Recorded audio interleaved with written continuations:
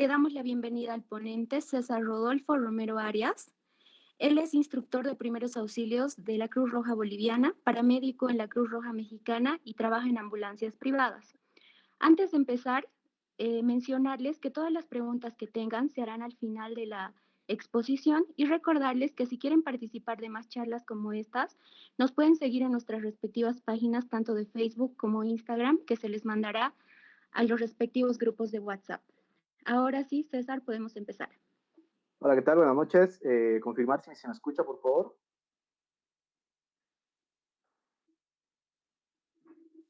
Se escucha perfecto. Perfecto.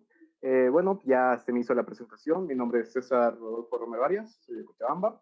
Y pues vamos a empezar con el tema de primeros auxilios, que es algo muy importante para muchos que están en el área de la salud. Muchas personas que en este tiempo de pandemia no vamos a poder ir a un servicio hospitalario de una manera muy rápida. Entonces lo que tenemos que hacer es solucionar muchas veces algunas cosas en nuestras casas. Acá les dejo este video para que podamos observar este procedimiento. ¿Ustedes creen que está bien hecho? ¿Está mal hecho? Acá yo puedo ver que le está perreando encima de la persona y no está haciendo nada para ayudarlo. Y podemos ver que es una persona del área de la salud. Entonces está de blanco. Lo que a mí me hace parecer de que el paciente cayó colapsado, la vieron a esta chica que estaba de blanco, pensaron que era doctor, enfermera, alguna situación, y pues le pidieron ayuda. ¿Y está ayudando de buena manera? No, ¿verdad? Entonces, tenemos que conocer cómo realizar buenos primeros auxilios básicos para no quedar en evidencia de la falta de conocimiento, como en el video que acabamos de ver. Entonces, tenemos que conocer la definición de primeros auxilios, es la atención rápida, adecuada y provisional que se le da a una persona que ha sufrido un accidente o una enfermedad repentina. Algo que me gusta enseñarles acá para que se acuerden la definición de rápida, adecuada y provisional es el RAP, R-A-P. RAP, se van a acordar, rápida, adecuada y provisional, que se le da a una persona que sufrió un accidente, cualquier accidente de tránsito, cualquier caída, cualquier lesión que pueda tener en la casa, o una enfermedad repentina. ¿A qué nos referimos con una enfermedad repentina? Puede ser un infarto o puede ser una parada cardíaca, que posteriormente vamos a ver cuál es la diferencia entre estas dos. Ahora, tenemos objetivos. Todas las cosas que vayamos a hacer tienen un objetivo. El primero y más importante es salvar vidas. Luego viene evitar complicaciones físicas y psicológicas. La persona que tú vayas a ayudar tiene miedo. Y pues tú eres su salvación, eres su salvador en ese momento y tienes que hacer las cosas buenas para que posteriormente no tenga un daño psicológico. Entonces, evitar esa complicación tanto física como psicológica. Y acá la física, ¿por qué? Si yo estoy ayudando a una persona y le pongo un remedio casero o le pongo cualquier cosa, pues puedo complicar su herida y vamos a tener una complicación física. Entonces, acá vamos a evitar las complicaciones. Luego, ayudar a la recuperación. Con todo lo que yo vaya a hacer, la persona ya debería poder recuperarse de mejor manera. ¿Por qué? Porque ya no está en peligro y sus funciones vitales no están inestables. Entonces, todo lo que yo haga va a ayudar a la recuperación posteriormente. Y asegurar el traslado. Hay algunas situaciones en las cuales sí o sí la persona tiene que ir a un hospital. Por ejemplo, una fractura expuesta, una parada cardiorrespiratoria, un TEC, cuando tienes un golpe muy fuerte en la cabeza. Entonces, eso sí o sí se tienen que ir. Las personas que se van a quedar en su casa, pues son las que tienen heridas pequeñas, las que se hicieron una quemadura en el dedito, esas se pueden quedar. Entonces, tengan en cuenta los objetivos de los primeros auxilios. Ahora tenemos normas generales de actuación. La primera y más importante es llevar el equipo de protección personal. Especialmente ahora no nos podemos dar el lujo de no tener guantes, de no tener un barbijo y lentes de protección. En esta época de pandemia es muy importante. Y las mayores actualizaciones que se hicieron para atender a una persona es tener todo esto antes de ir a atender. Si no tienes esto, pues lamentablemente lo único que puedes hacer es de lejitos darle una persinada y pues te evitas los problemas.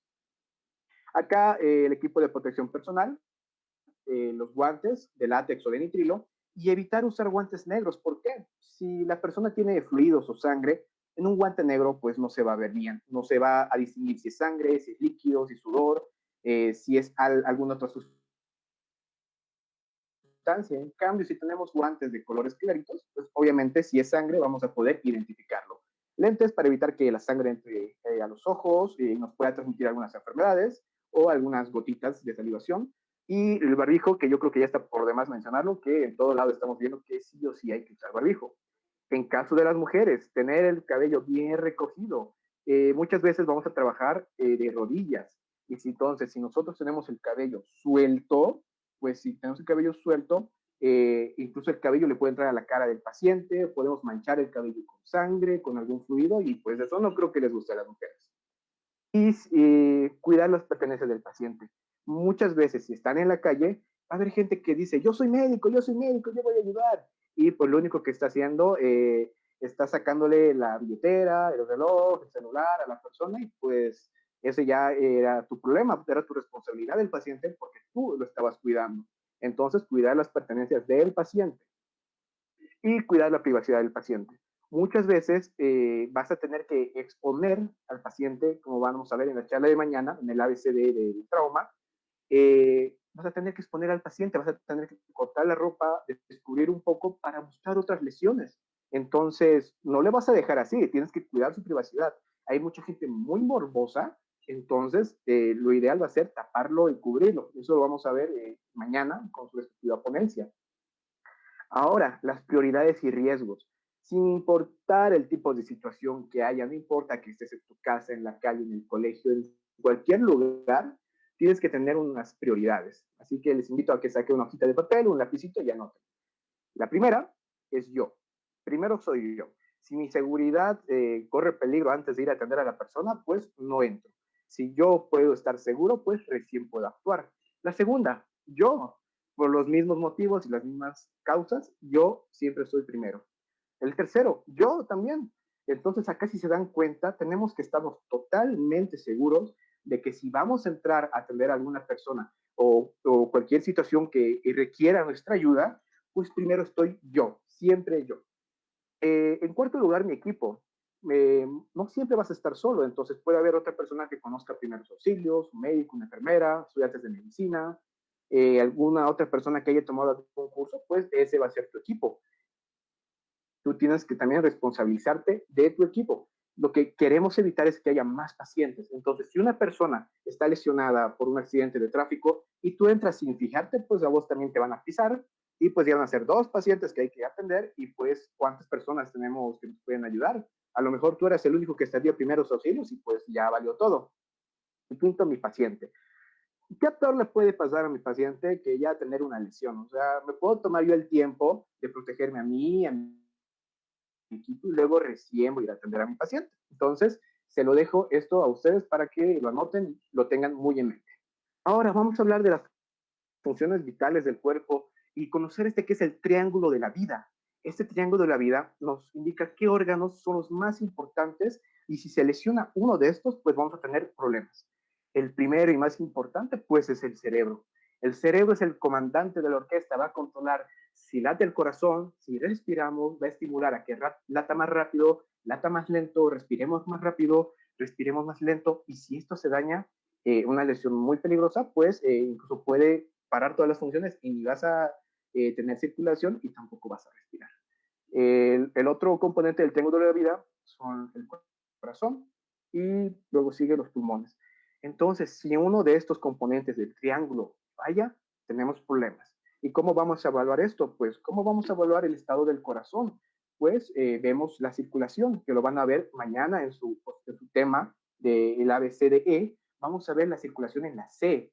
La respiración la vamos a ver en la B. Y el déficit neurológico lo vamos a ver en la T. Eso ya posteriormente mañana van a afianzarlo más, pero se los dejo esto como dato, el triángulo de la vida. Ahora vamos a tocar el tema más común y más frecuente que puede pasar, pues las heridas. ¿Qué nunca has hecho una herida? Cuando estás esperando tu papita para cocinar, cuando estás haciendo alguna situación, pues vamos a ver el tema de heridas. ¿Qué es una herida? La definición es la pérdida de la integridad de los tejidos blandos y generalmente son producidas por agentes externos. Y sí o sí va a haber dolor, te va a doler una herida, vas a tener hemorragia, el sangrado, y va a haber la destrucción o el daño evidente. Entonces, vamos a clasificar las heridas entre abiertas y cerradas. Pues una herida abierta tiene comunicación con el medio externo, puedes ver las capas profundas de la piel, está sangrando y pues eso nos da que es una herida abierta. Una herida cerrada, pues toda la hemorragia, toda la lesión está por debajo de la piel y no se comunica con el medio externo. ¿Cuál es la más frecuente de ver? Pues si estás en la cocina o tienes algún accidente en la cocina, pues una herida abierta. Si tienes alguna lesión por algún golpe, una herida cerrada, el típico morete. Ahora, tenemos también simples y complejas. Una herida simple es una herida muy superficial, no daña órganos profundos y pues no tiene mayor complicación. En cambio, una herida compleja es una herida, pucha, que te va a dar muchos problemas porque no solo está afectando la piel, sino puede afectar componentes como son los músculos, los vasos sanguíneos, nervios. Entonces, esta sí está un poquito más complicada de tratar.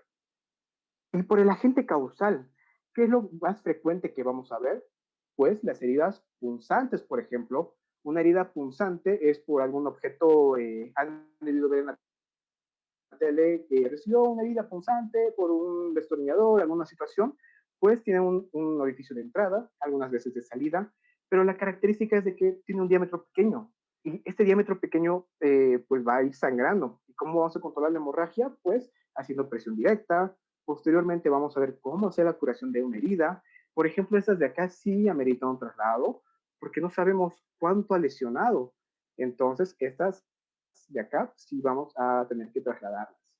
Una herida cortante, más frecuente por cuchillos, la gente que tiene mucha depresión, pues opta por cortarse las venas del antebrazo, de la muñeca, y pues si se dan cuenta, una característica de esta es de que es un corte bien bonito, es un corte fino, tiene bordes bien delimitados y es regular. Estas de acá, pues depende del tamaño, si van a requerir traslado o no. Por ejemplo, acá en la cara es una herida que está grande, esta sí amerita traslado. En cambio, si yo me hago esta herida cortante en mi dedito por estar pelando papa, pues esta no amerita traslado porque no va a ser muy profunda. Una herida lacerante está causada por algún objeto romo. ¿Qué significa eso? Que no tiene filo. Pero al hacer una fricción tan fuerte y al hacer un daño, pues va a generar un tipo de corte. Pero a diferencia del anterior, este tiene bordes irregulares, no está tan bonita que digamos, tiene bordes irregulares. Esas de acá sí amerita traslado, ¿por qué? Porque el proceso de cicatrización va a estar un poquito más feo. Entonces acá ya hay que aproximar los extremos para que quede bonito. Ahora, una herida contusa. La herida contusa es una mezcla de una herida generada por un golpe, pero que también tiene un componente de herida abierta. Entonces, podemos tener una herida contusa que está totalmente cerrada, pero en el boxeo, por ejemplo, en los deportes de contacto, puede haber un golpe muy fuerte que te abra, comúnmente se le dice, me ha abierto la ceja, me ha abierto el labio, tiene un componente de morete y un componente de herida abierta. Ahora, tenemos la típica, las heridas erosivas, abrasivas o las rasguñaduras que comúnmente se conocen. Pues estas no son tan complicadas, pero sí te van a doler mucho. Alguien que ya se haya hecho esta herida el día del peatón, pues le va a doler, especialmente si llegando a tu casa le ponen alcohol. Ya desde ahorita les digo que el alcohol no está indicado para las heridas. El alcohol lo único que hace es irritar más. Y ya posteriormente vamos a ver qué vamos a usar para limpiar las heridas. Entonces estas de acá duelen, sangran poquito y están producidas porque ha habido mucha fricción, ya sea en el suelo, ya sea con piedras, ya sea con cualquier cosa que genere fricción y te quite toda la capa superficial de la piel, pues tenemos una herida erosiva o abrasiva. Ahora, las heridas por arma de fuego, que acá más bien no tenemos muchas de esas, es muy difícil de ver, pero pues si las llegan a encontrar, tienen que ver que hay un orificio de entrada y uno de salida. A veces la bala se queda, dependiendo de la distancia, qué calibre de bala era, etcétera, pero se los dejo como dato que hay un orificio de entrada y de salida, y el de salida es el que se lleva la peor parte. Entonces, ¿qué es lo que vamos a ver acá? Vamos a ver que tiene un sangrado activo.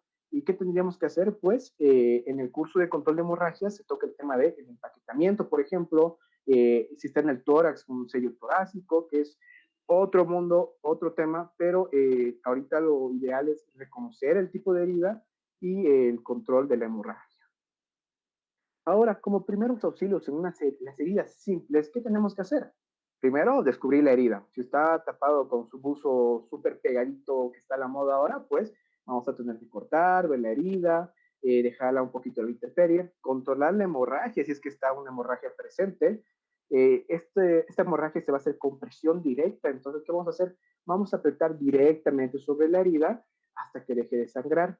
Una vez que pase eso, hacemos un lavado con agua y jabón y usamos antisépticos. Hay muchísimos antisépticos que se han ido usando a lo largo del tiempo. Lo que más se usaba, por ejemplo, para las heridas que te hacías en tu casa era el alcohol. Cualquier cosa que te hacías era alcohol. Pues el alcohol es irritativo. Entonces lo que se usa ahora es la yodopovidona, povidona yodada, que es uno de los mejores, no es tan caro. Si quieren ponerse un poco más exquisitos, pueden usar el DG6, que es así esta cara, pero se los dejo como povidona yodada. Usamos el antiséptico, cubrimos la herida con lo que son gasitas, hacemos un vendaje, y esto es muy importante, no aplicamos remedios caseros. Los remedios caseros en pleno siglo XXI, pues como que ya no da, ¿no? Ya tenemos yodopovidona.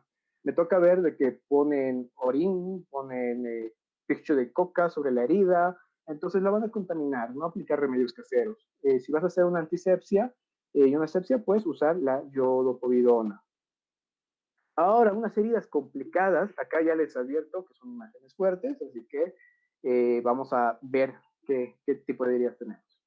La primera que vamos a ver es la abulsión.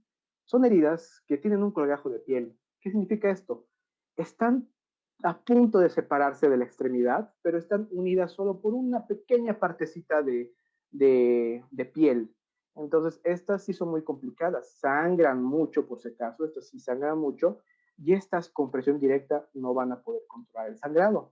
Acá sí o sí ya van a tener que usar lo que es el torniquete, por ejemplo, que pues hay mucha discusión entre si se usa el torniquete, no se usa, es peligroso, no es peligroso, pero en el curso de Stop the Bleed, el control de hemorragias, que supongo que en algún momento de su vida prehospitalaria o de primeros auxilios lo van a llegar a tocar y los invito a buscar información sobre eso, pues van a poder controlar una hemorragia en este tipo de lesiones. Ahora, una amputación, eso de acá sangra, por si acaso sangra mucho, tiene un daño psicológico en la persona y tiene un daño físico. Entonces, ¿qué va a pasar? Si tenemos una amputación de los dedos, estos dedos tienen el tiempo contado.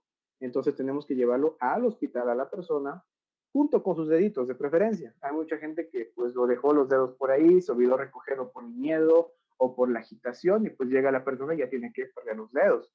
En cambio, si tú llevas los deditos bien protegidos en una bolsita, los proteges y lo pones en algo frío, pues ahí ya tienen mayor chance de vida, aunque sea estéticamente, la persona va a poder recuperar sus deditos.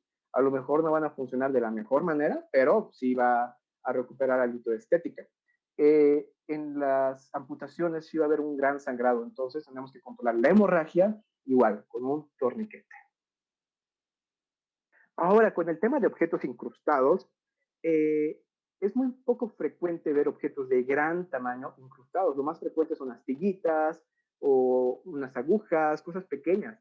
Pero si llegáramos a tener un objeto de gran tamaño incrustado, como puede ser una rama, un destornillador, algún tipo de cosa, pues ahí lo que tenemos que hacer es no retirar el objeto. No hay que retirar el objeto. ¿Por qué? Porque si retiramos el objeto, va a empezar a sangrar. Entonces, lo que tenemos que evitar es que sangre. Aquí les pongo este ejemplo. Aquí está retirando un clavo que sí estaba muy profundo y pues ni bien lo sacan, va a empezar a sangrar. Entonces, imaginemos que ese objeto que estaba incrustado estaba generando un corcho, un tapón. Entonces, eso genera un sangrado si lo sacas. Ahora, ¿alguna pregunta que quede hasta acá? Ya la pueden hacer en los comentarios y posteriormente se van a ir revisando. Cuando acabemos la presentación vamos a ir respondiendo preguntas. Las mordeduras y picaduras. Es frecuente encontrar estas en las personas que van de campamento, les gusta las actividades al aire libre, pero algunas incluso las podemos encontrar en las casas. Por ejemplo, las picaduras de araña son frecuentes en las casas si no tenemos un buen aseo, una buena limpieza, podemos encontrar las que son las mordeduras y picaduras. Entonces, primero, la mordedura humana o animal las clasifico en la misma porque van a generar las mismas lesiones.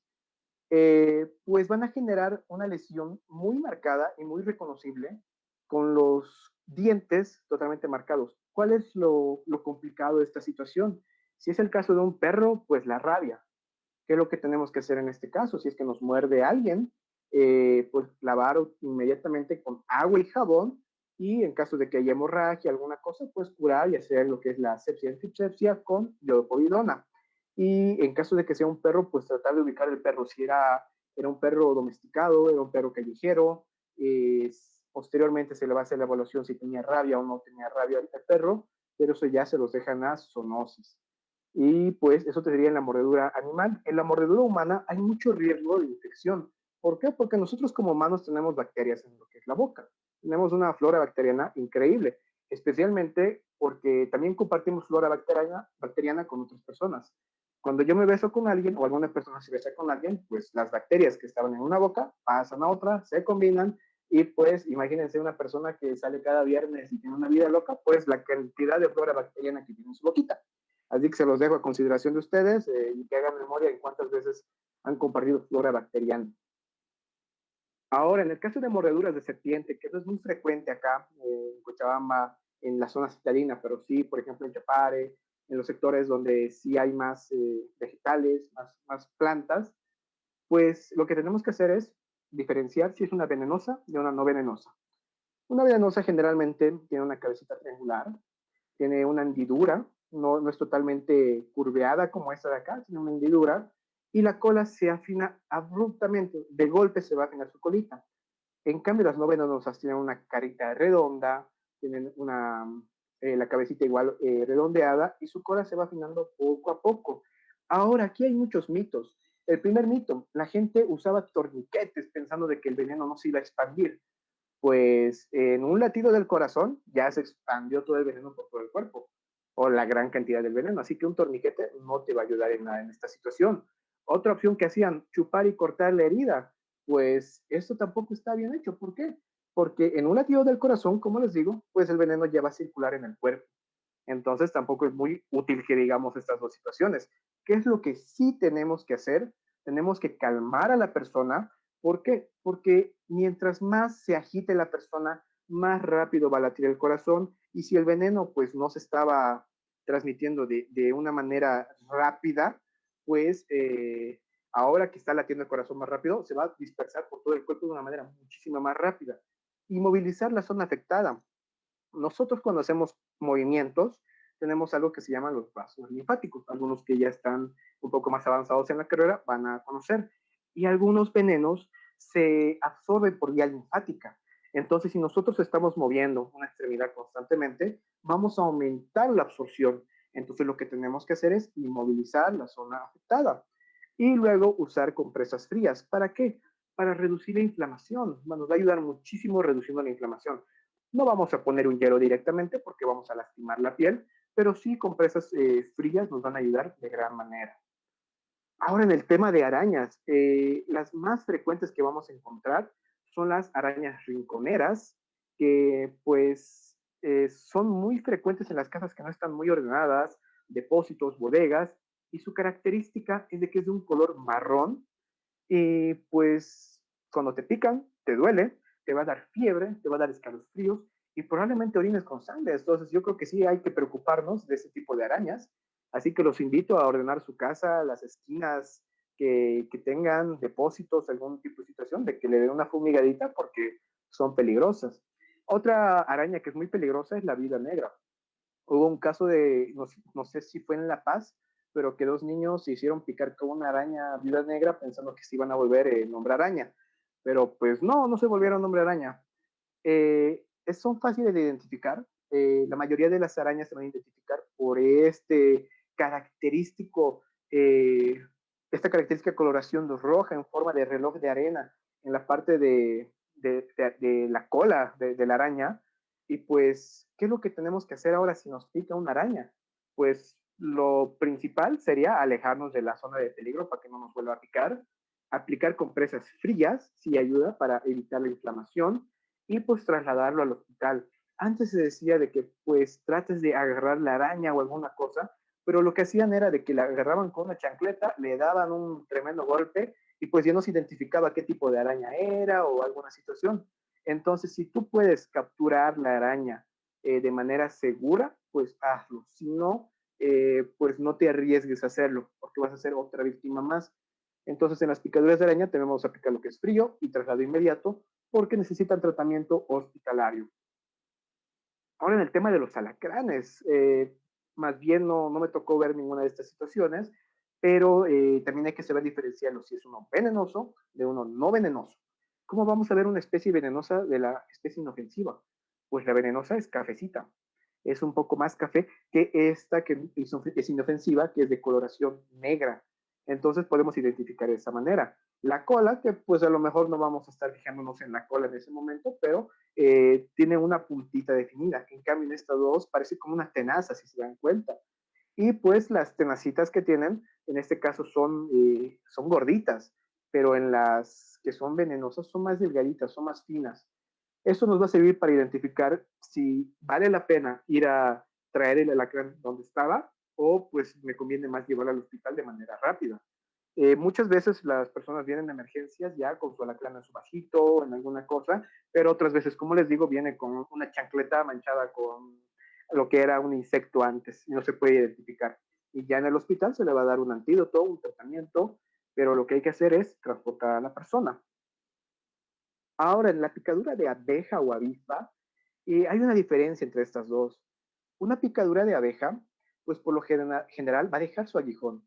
Y en su aguijón, si ven acá, hay una bolsita. En esta bolsita está el veneno que constantemente se va a ir dejando dentro de la piel. Y luego la abeja va a fallecer. ¿Por qué? Porque lo dejó el aguijón y su abdomen explota. En cambio, una avispa te muerde y te pica. Y a diferencia de la abeja, esta no va a dejar su aguijón, porque esta tiene un aguijón retráctil, entonces te puede picar varias veces, te puede morder varias veces. ¿Qué duele más? Pues la picadura. La mordedura pasa a segundo plano, pero te va a doler más. ¿Qué es lo que tenemos que hacer como primeros auxilios? Pues en este caso, retirar el aguijón, tratar de no apretar esta bolsita, porque si apretamos puede que inyectemos un poquito más de veneno y vamos a retirarla, pues se dice que con una tarjeta de crédito la podemos retirar, se puede retirar con pinzas, pero siempre teniendo cuidado de no apretar esta bolsita.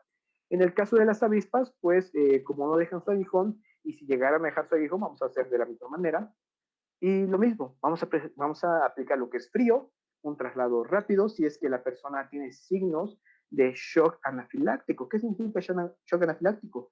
Es una alergia muy desbordada, es una alergia, una reacción alérgica que te va a producir la muerte probablemente.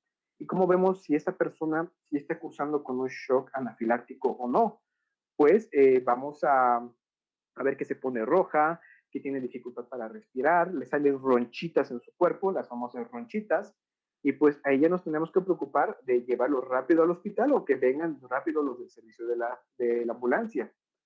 Entonces, como recomendaciones generales, tenemos que alejar a la persona del peligro, retirar cualquier objeto que nos perjudique, retirar el aguijón si se requiere, tenemos que lavar con agüita y con jabón, aplicar el frío para evitar que se siga absorbiendo el veneno y también para evitar de que haya inflamación.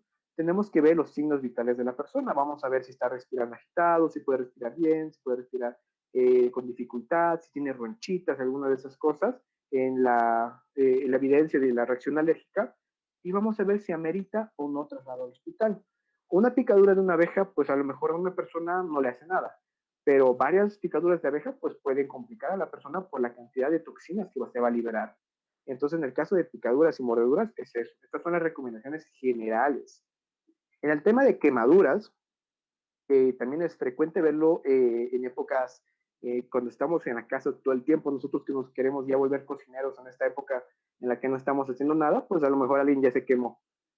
Es una quemadura, pues son lesiones producidas por alguna alteración de origen térmico, ya sea calor o frío, sea cual sea el agente causal. Puede ser el agente causal el fuego directo, puede ser que haya agarrado un objeto caliente, alguna cosa, y pues no importa si es una lesión de primer grado, segundo grado, tercer grado, cualquier grado que sea, pues ya se puede definir como quemadura. ¿Y qué va a determinar si mi quemadura está fea, no está fea, es algo tranquilo o se va a complicar? Pues la intensidad del calor. No es lo mismo que yo meta mi mano a una brasa o al fuego directamente que pues agarrar algo caliente que pues ya estuvo como que enfriándose un ratito. la duración de la exposición. No es lo mismo que yo agarre la olla durante largo rato o que yo esté en contacto con el escape de la moto por largo rato, a que yo solo toque la plancha. Y por tocar la plancha, pues una milésima de segundo va a ser la quemadura, no va a estar mucho tiempo. Y la conducta del tejido, ¿qué va a significar esto? Si ha sido con la piel desnuda, por así decirlo, si ha sido solo con la piel directamente, o pues yo tenía alguna medida de seguridad, un guante, tela, ropa, cualquier cosa, pues también va a determinar eso. Los agentes causales pues son el calor, el frío, la electricidad, la quemadura química y los rayos ultravioleta, los rayos gamma, pero las más frecuentes van a ser estas que vamos a encontrar. Entonces tenemos una quemadura eléctrica, una quemadura por fuego y una quemadura por ácidos o álcalis. Entonces también vamos a ver ahorita cómo checar y cómo evaluar esas quemaduras. Los agentes causales más comunes que van a ver en su domicilio o que nos ha pasado ha sido que de niños queremos ver si la plancha estaba caliente, tocábamos y escuchábamos y ya era nuestro dedo quemándose, duraba una milésima de segundo, pero pues igual nos dolía y nos ardía. Y ya pues hemos aprendido que para checar si la plancha está caliente, te chupas el dedo y luego recién tocas. Los objetos que están en la cocina son muy peligrosos para los niños. Es por eso que hay que evitar que los niños entren sin las medidas precauciones. Entonces, ¿qué es lo que vamos a ver? De que el niño va a la cocina, le llama la atención eso que está ahí, lo jala y pues le cae el agua hirviendo al niño. Y pues queda con secuelas muy graves. Si alguien ya fue alguna vez al pabellón de quemados de algún hospital, pues es muy lamentable ver esa situación que se pudo haber prevenido con una buena educación a la familia. Y pues también en los churrascos que se arman o las parrilladas, por estar manipulando la carne, al estar tan cerca de la brasa, pues también nos podemos generar algún tipo de quemadura. Un dato muy importante es que a partir de los 44 grados centígrados ya empieza a haber un daño celular. A lo mejor no es un daño celular muy grande, pero ya empieza a haber daño celular. ¿Qué es lo que no tenemos que hacer por nada del mundo ante una quemadura? Esto lo tenemos que tener muy en claro porque muchas veces nos han enseñado a hacer, meterle colino, meterle aceite, meterle hielo directamente, meterle cualquier remedio casero. He visto hasta mayonesa, aderezos, ketchup, mostaza. Y pues no, los remedios caseros solo perjudican porque llegando al hospital igual se tiene que limpiar eso, vamos a perder tiempo limpiando esa cosa, vamos a ver que incluso algunos productos como el colino, al hacer al ser un objeto mentolado, pues te generan daño constante. Si estás con una herida abierta y le pones algo mentolado que es un poco irritativo, pues vas a irritar más y probablemente te quede a largo plazo una cicatriz. No, no sabemos. Tocar la piel muerta o apoyada, pues estar manipulando constantemente. Si te duele, y pues no. O querer reventar la ampolla, también nos puede generar complicaciones. Hay mucha discusión entre reventar, no reventar la ampolla, pues por la mayoría de los textos que te recomiendan, pues es no reventar la ampolla. ¿Por qué? Porque en el hospital se va a reventar en un ambiente controlado, con las medidas, con medidas de higiene adecuadas y vamos a evitar la infección. Si nosotros reventamos una ampolla afuera del hospital, pues probablemente se infecte. Muchas veces la gente lo saca la ropa que está pegada a la piel y pues lamentablemente eso le duele al paciente, le genera más heridas y pues en caso de una quemadura eso no hay que hacerlo. Hay que dejar la ropa que está pegada a la piel y solo cortar alrededor para exponer la herida, ya que se ha fusionado lamentablemente la tela con la piel. Entonces eso le va a doler y le va a lastimar. No tenemos que administrar nada por ello, ahora no le tenemos que dar de beber nada por más que la persona te diga, invítame agua, me siento con sed o alguna cosa, pues si está así es porque ha perdido mucho líquido y porque también está perdiendo mucho calor. Entonces, esa persona, si tú le das algún líquido, probablemente por todo el daño que tiene en su cuerpo, tenga algún problema en los riñones que pueden llevar a la muerte del paciente. Entonces, tienes que evitarte esas situaciones y de preferencia no le des nada y poner una quemadura grave en agua fría. Vamos a ver qué es una quemadura grave, una quemadura leve. Pues una quemadura grave, por ejemplo, les pongo que me queme toda la espalda, tengo ampollas, algunas ampollas se han reventado y pues es una gran extensión, pierdo mucha calor. Entonces, si ponemos en mucho tiempo esta quemadura en agua fría durante mucho tiempo y luego no abrigamos a la persona, pues nos va a poder causar algo que se llama hipotermia. La hipotermia es cuando nosotros perdemos mucha calor y no nos podemos calentar por nada. Y al perder calor también vamos a perder algunas funciones vitales y esa persona puede llegar a fallecer por un shock. Es lo que sí tenemos que hacer en estos casos. Tenemos que alejar a la persona del peligro.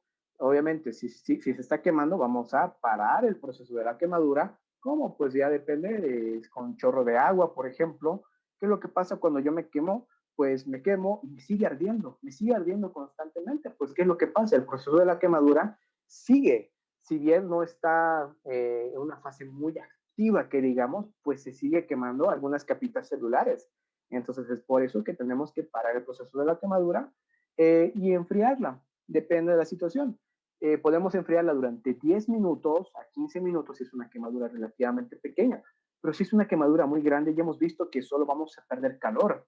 Entonces aquí ya tenemos que checar el tiempo que vamos a pasarnos enfriando la quemadura y esperar que no se nos pase la mano. Hay otras cosas que ponen hielo directamente para enfriar la quemadura, pues el hielo, si te lo dejas mucho tiempo, también te genera daño. Entonces, aquí lo ideal solo es humedecer la quemadura, enfriarla con el agua de la llave o de una botellita que tenga su temperatura un poquito fría, ayuda. Pero nunca pongas hielo directamente, vas a generar mayor lesión. No tienes que reventar la polla por nada del mundo y tienes que calcular la magnitud de la lesión. No es lo mismo que yo me queme mi antebrazo, una quemadurita de 5 centímetros, a que yo me queme todo el brazo, que pues es así, me va a generar lesiones, está cerca de articulaciones importantes y pues la inflamación también me puede perjudicar a largo plazo. Entonces, calcular la magnitud es importante. Valorar el traslado al hospital. Aquí vamos a lo mismo. Si es una quemadura leve, pues se resuelve en la casa. Si es una quemadura muy grave y el paciente ya está mal, pues hay que llevarlo al hospital de manera urgente. Entonces vamos a conocer las clasificaciones en base a qué tan profundas han sido. Hay muchísimas clasificaciones de las quemaduras, pero la universalmente más fácil y la que van a encontrar en más lugares son las quemaduras de primer, segundo y tercer grado. Hay también las que son tipo A, B y B, que vienen siendo lo mismo básicamente.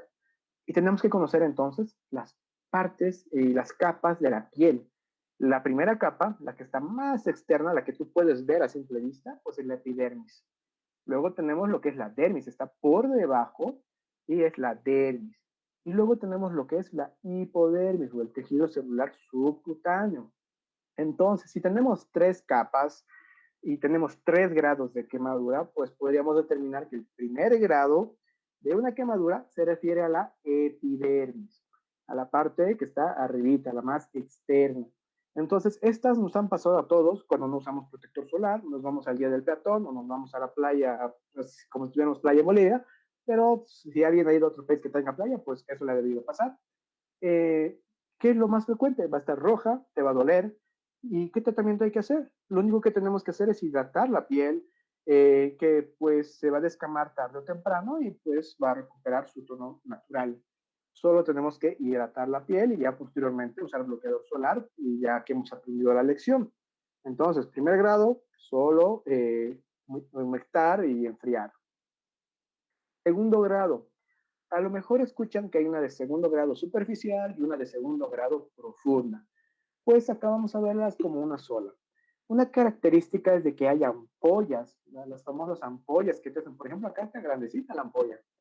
Y pues las ampollas también te van a doler, van a estar con bordes un poco enrojecidos. ¿Y por qué se producen las ampollas? Como tenemos la capa más superficial que es la epidermis y por debajo está lo que es la dermis, imaginemos que las células que estaban por acá han ido reventando. Igual algunos vasos sanguíneos de por ahí se han ido reventando y pues han generado mucho líquido. Y ese líquido no puede ir al exterior, entonces se acumula como en un globo y eso es una ampolla. Entonces, si nosotros pincháramos una ampolla, vamos a perder más líquido. Y lo que queremos evitar es eso, perder líquido. Entonces, es otra recomendación por la cual no se revientan las ampollas. Y este de acá se le conoce como quemadura de segundo grado profunda, pero si vemos acá es como que si la ampolla se hubiera reventado, era una ampolla enorme que se reventó. Pues, ¿qué tenemos que hacer en estas quemaduras de segundo grado? Pues, parar el proceso de la quemadura, enfriar la quemadura, evitar que se siga quemando y aislar la quemadura. ¿Cómo la vamos a aislar?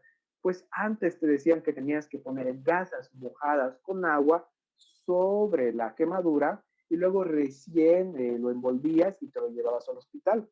Pero si ponemos gasas mojadas y estamos perdiendo más calor del que de por sí ya está perdiendo, lo vamos a enfriar más al paciente. Entonces, ¿qué tenemos que hacer? Evitar las gasas mojadas. ¿Qué es lo que podemos usar? Gasas con vaselina líquida. ¿Qué es lo que va a hacer la vaselina líquida? Va a ser una capa aislante entre la herida y el medio externo. Entonces, en otros países, por ejemplo, se usan las gasas antiadherentes. Muchos libros que van a leer te dicen usa gas antiadherente, pero pues aquí en Bolivia no contamos con eso y si contamos está cara. Entonces, les recomiendo gasa con vaselina. Y si no cuento con gasa con vaselina, pero sí quiero cubrir la herida y aislarla, pues yo creo que todos tenemos este papel en la casa, el papel de plástico, el papel film, con el que se envuelven los alimentos, pues podemos usarlo para envolver la herida. ¿Por qué? Uno, no se te va a pegar, otro, vas a generar una capa temporal de piel que va a evitar que pierdas calor, que sigas perdiendo líquido. Entonces, eso también es una buena recomendación para ese tipo de quemaduras y obviamente traslado al hospital, por ejemplo, en esta situación sí necesita traslado al hospital. En esta la podríamos considerar, pero como está en una zona en la cual yo siempre voy a manipular objetos o alguna cosa, pues me va a doler y probablemente me afecte alguna articulación si es que ha sido muy profunda. Entonces también podríamos valorar el traslado. Eso lo vamos a ver posteriormente en unas escalitas que les voy a enseñar de cuándo sí y cuándo no trasladar a una persona. Las quemaduras de tercer grado, pues ya hemos visto que las de primer grado afectan la epidermis, las de segundo afectan la dermis, pues la de tercer grado va a llegar más abajo al tejido celular subcutáneo. Y pues esta es una característica que tienen es de que lo van a chamuscar y lo van a acartonar la piel de una manera muy grave, la verdad. Estas de acá no duelen, a diferencia de las anteriores dos que van a doler, estas no duelen. ¿Por qué? Porque por acá tenemos las terminaciones nerviosas. Gracias a los nervios sentimos dolor. Entonces, si quemamos o chamuscamos los nervios, no voy a sentir dolor. Estas de acá no duelen. Pero otra característica que tienen es de que alrededor de una quemadura de tercer grado, pues también hay quemaduras de segundo grado y de primer grado, que esas sí me van a doler. ¿Qué tratamiento hay que hacer en estos pacientes? Pues sí o sí van a tener que ser trasladados, sí o sí hay que parar el proceso de la quemadura y también hay que aislar la quemadura. ¿Cómo vamos a aislarla? Como hemos visto, podemos usar gasas vaselinadas o el papel de plástico transparente para envolverlo. No hay que olvidarnos de abrigar a la persona. Siempre hay que abrigar a un paciente que está con algún tipo de quemadura porque va a perder calor. Y perder calor es el peor enemigo en estos momentos. Ahora, una quemadura puede ser menor o mayor. Entonces, ¿cómo diferenciamos estas? Una quemadura menor, pues puede ser una quemadura de primer grado en cualquier parte del cuerpo. No importa si me he bronceado completamente, no me va a matar. Pero una quemadura de segundo grado que sea menos de 7 centímetros, pues tampoco te va a generar ningún problema. Entonces aquí nos damos cuenta, 7 centímetros para abajo y si es de primer grado, no me hago ningún problema, me puedo quedar en mi casa, estoy tranquilo. Pero si es una quemadura más grande que esa, es una quemadura de tercer grado, no importa el porcentaje, no importa qué tan grande sea, pues esta sí tienes que llevarla al hospital. Una quemadura de segundo grado de más de 7 centímetros, esa también te va a generar complicaciones. Y una quemadura en la cara, por ejemplo, te genera una complicación muy grande que es un edema de la vía aérea. O sea, la vía aérea se te va a quemar y pues se te va a empezar a achicar y no vas a poder respirar de una buena manera. Entonces eso es muy peligroso. ¿Por qué? Porque si no puedes respirar, pues ya tenemos problemas ahí. Y pues eso lo vamos a ver el día de mañana con lo que es vía aérea. Y si es muy grande, por ejemplo, esta lesión que les ponía en la espalda, por ejemplo, que es una quemadura de tercer grado mezclada con otras de segundo grado, y es de gran superficie, pues hay que llevarlo sí o sí al hospital. En las articulaciones, al haber un proceso de quemadura, puede haber una inflamación muy grande que te genere dolor y a la larga tampoco vas a poder mover la articulación por la hinchazón. Entonces, esas si te cae justo en una articulación, también son muy peligrosas. Hay algo que se llama síndrome compartimental. Eso ya es un poco más, no aborda lo que es primeros auxilios, pero solo se los dejo. Si hay como un brazalete de quemadura, ¿a qué me refiero? Si toda la circunferencia de alguna extremidad está quemada, pues va a empezar a haber inflamación. y esa inflamación va a ser tan grande que puede generar que ese tejido, esas células que estén ahí, lleguen a morir. Entonces, eso sí, hay que atenderlo de manera muy rápida. Como primeros auxilios no se va a tocar, pero sí tiene que saber identificar ese tipo de situaciones. Si es una quemadura que está alrededor de la extremidad, acuérdense, es atenderlo rápido. Ahora, el porcentaje de superficie corporal, pues es netamente memoria. Si se dan cuenta, si yo me quemo la parte anterior del tórax y también me quemo la parte posterior del tórax, pues puedo tener un 18%. O si solo me quemo toda la parte anterior del tórax, que es un 9%, y la parte anterior del abdomen, tengo otro 18%. Entonces, es más que todo para identificar cuánto de superficie corporal está quemada. Si es de primer grado, no me afecta. Si es de segundo grado y tercer grado, pues es muy peligroso. ¿Qué personas van a llevarse la peor parte? Pues los niños y los adultos. Los niños porque no han generado mecanismos para compensar este tipo de lesiones o porque también hablando en proporciones son mucho más pequeños que se usa otra escala que es especialmente para niños, pues ellos se van a llevar la peor parte porque vas a tener mayor superficie corporal quemada. Y los adultos mayores, pues a medida que vamos creciendo, se nos va acabando la garantía y pues, ay, perdón, y pues podemos llegar a complicarnos, no tanto como un niño, pero sí más que un adulto. Entonces, un adulto mayor sí se te va a complicar probablemente.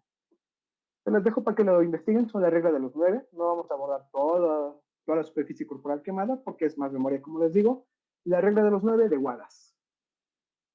Ahora, las quemaduras eléctricas son importantes por tres razones. La primera es que son muy peligrosas. Estas quemaduras tienen el peor pronóstico. ¿Por qué? Porque hay un daño en los tejidos, un daño que a diferencia de una quemadura normal, es de adentro hacia afuera. No es como las normales que es de afuera hacia adentro. Estas de acá empiezan desde adentro y van hacia afuera de manera explosiva. Nos pasa por manipular cables de alta tensión, toma corrientes, o en las industrias, por ejemplo, es muy frecuente por alguna falla en conexiones y pues ahí ya está complicado. ¿Por qué? Porque puede desencadenar una arritmia cardíaca. El corazón trabaja con electricidad, tiene su propia electricidad, es autónomo y si nos llega un voltaje sumamente intenso, pues puede alterar la función del corazón. Esa es una explicación rápida de por qué tenemos que preocuparnos de estas quemaduras. Entonces, si esta persona que está quemada, lo primero es alejarlo del peligro para tampoco exponernos nosotros. Evaluar los signos vitales, evaluar si respira, si tiene pulso y posteriormente hacer el RCP. Toda esta parte es en el ABCDE del trauma, que lo van a ver mañana con mayor detenimiento, pero el evaluar si tiene pulso y si respira es muy importante. Ahora, las quemaduras químicas son muy poco frecuentes en los domicilios, en las casas, son más frecuentes en las universidades, en las empresas de industria. ¿Por qué? Porque ellos sí están constantemente manipulando este tipo de objetos. Entonces, dependiendo del agente causal, van a tener protocolos. Algunas empresas ya tienen sus botes con algunos líquidos especiales para determinar cómo vamos a tratar la quemadura. Ya tienen todos los protocolos establecidos, pero a grandes rasgos hay que hacer un lavado abundante de agua durante al menos 10 minutos, 10 minutos. Y si no contamos con alguna ducha de emergencia como tal en algunos lugares que sí tienen duchas de emergencia, pues nos vamos a quedar con lo del lavado por 10 minutos. Ahora otro tema muy frecuente es la obstrucción de vía aérea por cuerpo extraño. Acá lo vamos a conocer como OVACE. Esa es la típica que te dicen cuando te atoras. Ahí me he atorado, empiezas a toser, te empiezan a dar golpes en la espalda o alguna situación así. Entonces eso es el OVACE. Generalmente en los adultos pasa cuando estamos ingiriendo alimentos. Entonces, si estamos ingiriendo alimentos, pues no podemos deglutir bien alguna vez, estamos ebrios, que lo vamos a ver más adelante, y la comida se queda a medio camino. Y por ejemplo, podemos ver acá que la persona está ya un poco desesperada, nadie le está prestando atención, menos su hijo, y acá viene una persona que es un primer respondiente que lo está ayudando con la famosa maniobra de Heimlich. Al hacer esta maniobra, pues vamos a desobstruir esa vía aérea y la persona ya va a poder respirar. Entonces, a grandes rasgos, esto es una emergencia que si no lo ayudamos a esta persona en corto tiempo, pues puede llegar a fallecer, porque su cerebro no va a estar con oxígeno. Y si no le llega oxígeno, pues hemos visto que si el cerebro falla, van a fallar los dos. En los adultos ocurre durante la comida más frecuentemente y en los niños es poco común que te pase durante la comida. Más llega a pasar porque ellos se llevan objetos a la boca. Se llevan juguetitos, soldaditos, alguna de esas cosas y eso va a ser lo que te genere una lesión grande. Los factores de riesgo para los adultos es pedazos grandes de comida poco masticados. Acá el famoso trancapecho de mi amada Cochabamba, que pues la gente cuando está con niveles elevados de alcohol en la sangre, ingiere para pues recuperarse, ¿no? Con harta yajo y ese tipo de cosas. Entonces, si tenemos niveles elevados de alcohol en la sangre, no podemos controlar bien la deglución, no sabemos si estás tragando, si estás masticando, no sientes a veces ni el picante, los que ya se han emborrachado alguna vez me van a entender, pero pues es un factor de riesgo muy grande para poder atragantarte con alguna de estas cosas. Las dentaduras postizas en las personas mayores, en los ancianitos, pues estas personas que se van a dormir y no se sacan la dentadura, pues se les puede quedar igual a medio camino y pues, pueden llegar a fallecer si no tienen la ayuda adecuada. O es por eso que a nosotros cuando éramos niños nos decían, te vas a quitar tu placa para dormir. Es por eso. Llorar, reír o hablar mientras tienes algo en la boca o alguna cosa es la que más frecuente nos ha pasado a nosotros, ¿no? Entonces estos son los factores de riesgo. Ahora vamos a ver qué es lo normal que debería pasar con algún alimento ingerido. Pues aquí tenemos la boca, va a pasar a lo que es el esófago y va a venir hasta el estómago. Acá adelante es lo que es la vía aérea. Entonces, si se dan cuenta, están en una relación muy estrecha estos dos. Entonces, tenemos dos problemas acá. Puede que sea un objeto muy pequeño o que no haya logrado tapar totalmente la vía aérea, y pues en este caso tenemos un ovase incompleto, una obstrucción incompleta o parcial. ¿Y qué es lo que va a pasar acá? Pues este objeto se va a quedar a medio camino. ¿Y qué es lo que vamos a hacer en respuesta? Vamos a empezar a toser. Al toser, vamos a eliminar el objeto, es lo que más frecuente nos ha pasado. Pero, ¿qué es lo que pasa en esta situación? Vamos a verlo acá.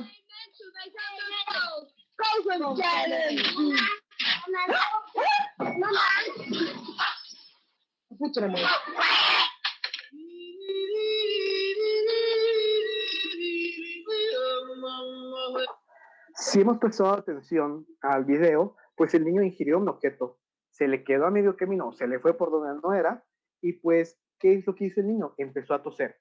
Al toser logró sacar el objeto, entonces ya es algo muy exitoso. El niño tosió y salió el objeto.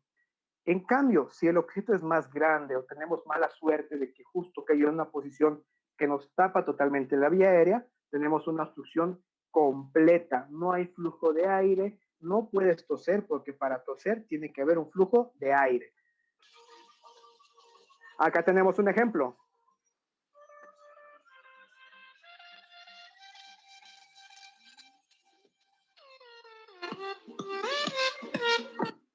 Entonces, un objeto de mayor tamaño, pues se quedó en la vía aérea y probablemente la haya obstruido. Entonces, acá ya tenemos una obstrucción completa. ¿Qué es lo característico que vamos a ver en un adulto que adopta esta posición que se llama la posición de asfixia o atragantamiento? Va a poner las dos manos en lo que es el cuello y va a tener una cara de miedo, de desesperación y probablemente se ponga un poco moradito. Eso se llama cianosis. Entonces, estas personas necesitan ayuda de inmediato. A diferencia de que si pudiera toser, si la persona puede toser, pues, ¿qué es lo que tienes que hacer? Animarlo a que siga tosiendo. ¿Y cómo sabemos si puede toser o está respirando? Pues le dices, amigo, ¿estás bien? Y pues si está tosiendo o te habla alguna palabra mientras tose, pues tú lo animas y le dices que siga tosiendo.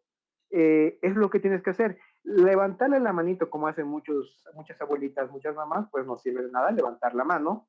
La verdad no sé ni por qué lo hacen, pero ahí se los dejo para que eduquen a su familia de que no es necesario levantar la manito. Los golpes en la espalda te podrían llegar a servir.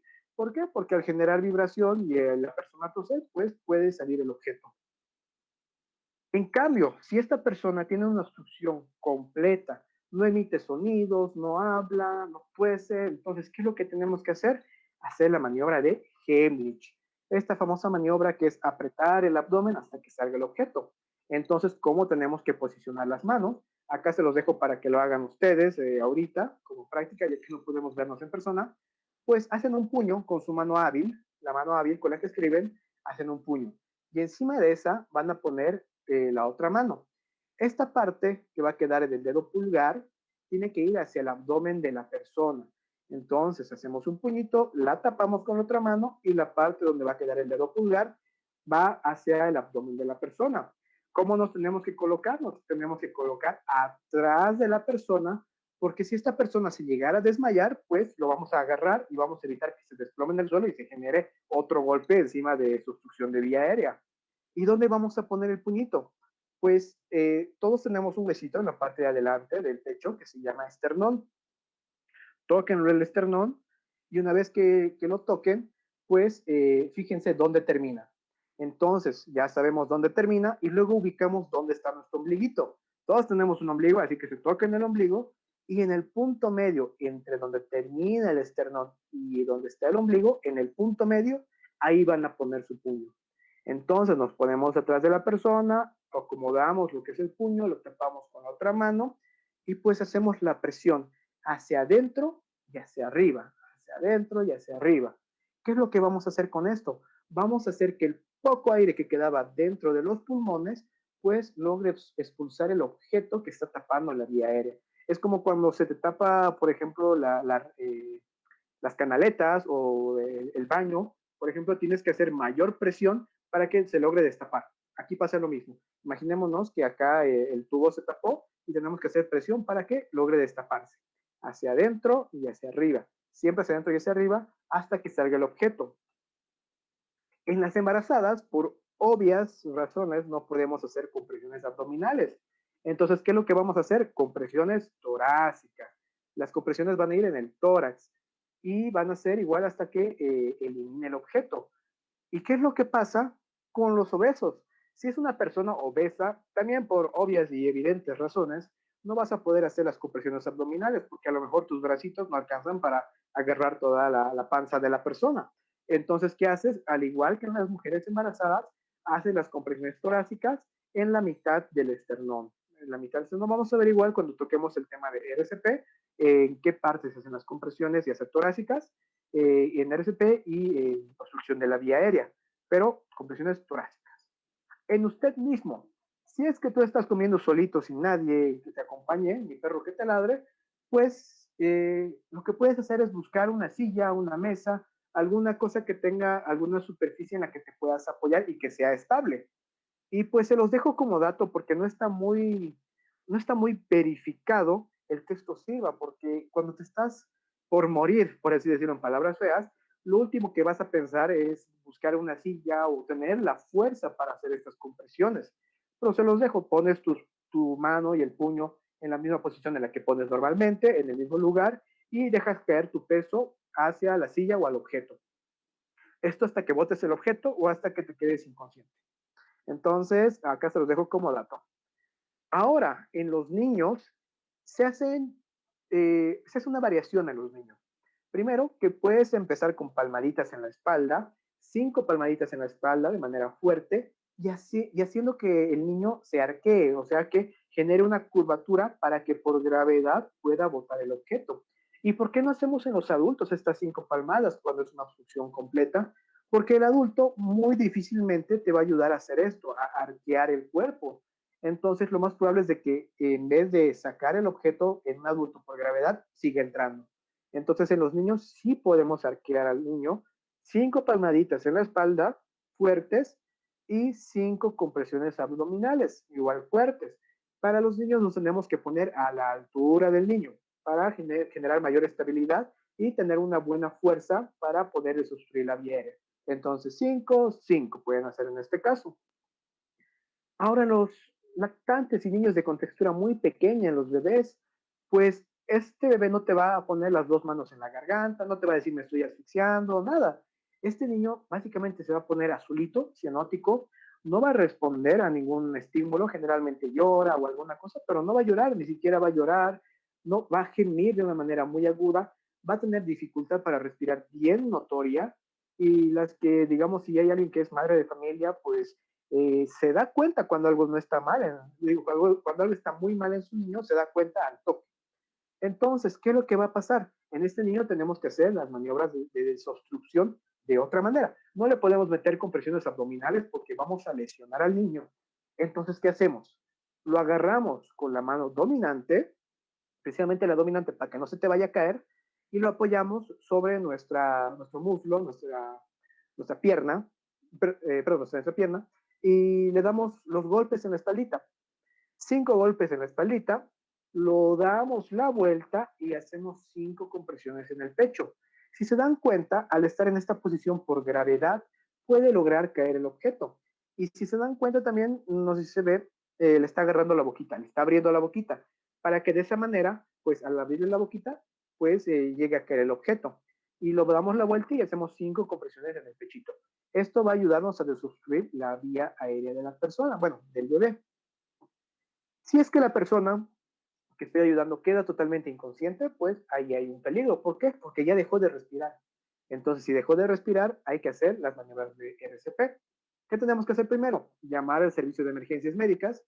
Eso ya se los dejo a cada departamento, a cada país, qué número de emergencias conocen, cuáles son los números de emergencias que están cerca de su ciudad. Esos van a ser los que tienen que ustedes activar y llamar. La hacemos caer con cuidado al suelo, no la vamos a botar de golpe porque lo vamos a lesionar de la cabeza y es lo que no queremos.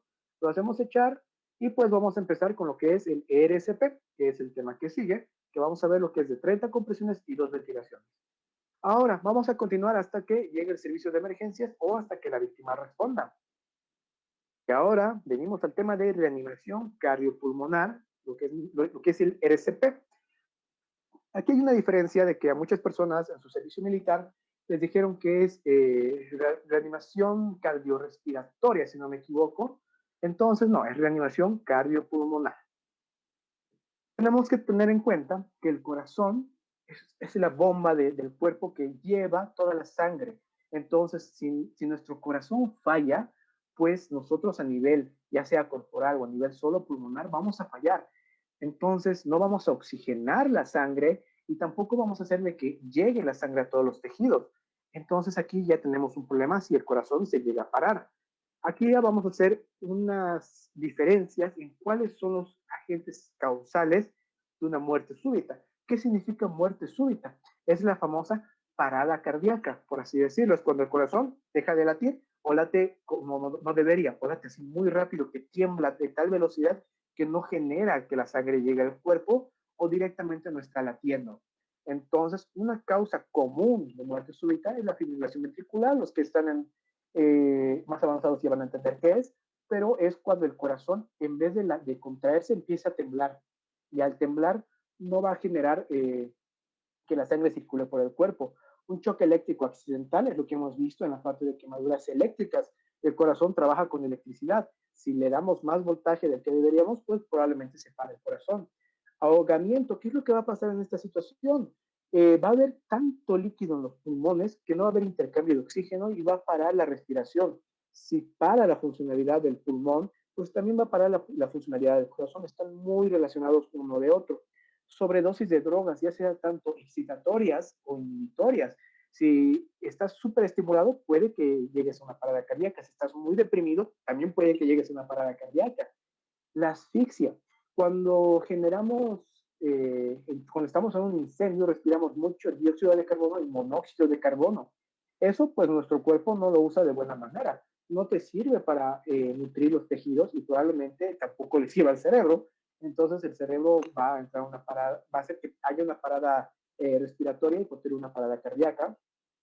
Reacciones alérgicas severas, vamos a ver como shock anafiláctico, que igual va a hacer que el corazón llegue a detenerse. Un traumatismo puede ser un golpe muy grande en la cabeza, que pues eso sí te genera un daño en el cerebro que va a parar el corazón y los pulmones, o que pierdas mucha sangre. Entonces, si perdemos mucha sangre, vamos a perder la capacidad de oxigenar el cuerpo. Y si ya no tenemos sangre, pues tampoco va a latir el corazón y tampoco van a funcionar los pulmones.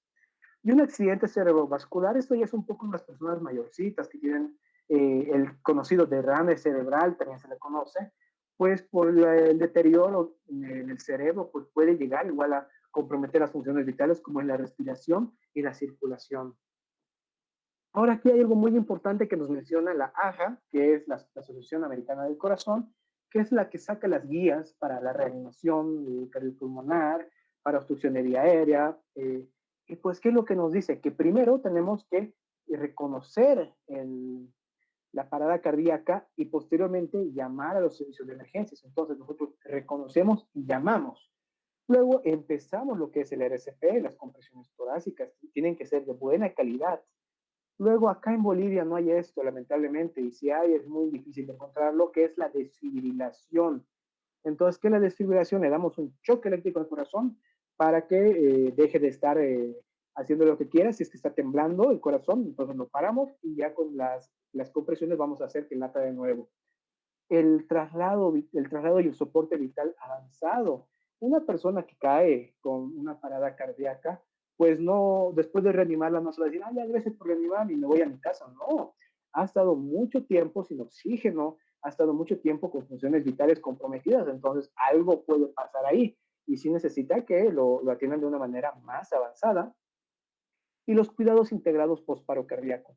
Entonces, si una persona, por ejemplo, entró en una parada cardíaca, pues probablemente entre en una segunda, en una tercera. Es por eso que tiene que estar bien monitorizado. Nosotros, ¿dónde vamos a actuar? Acá, en esos 3 primeros. En Bolivia, pues en estos 2 primeros. Pero si tuviéramos la opción de tener un desfibrilador, pues actuamos acá también. Entonces, ¿cómo reconocemos una parada cardíaca? Primero, siempre es la seguridad. Siempre yo. Si es seguro, pues entramos. Luego le decimos, amigo, ¿estás bien? Le tocamos en el hombro, lo estimulamos para ver si responde o no responde, si está consciente o está inconsciente. Si está inconsciente, eso quiero que lo tengan en claro, si está inconsciente, tenemos que checar si respira y si tiene pulso.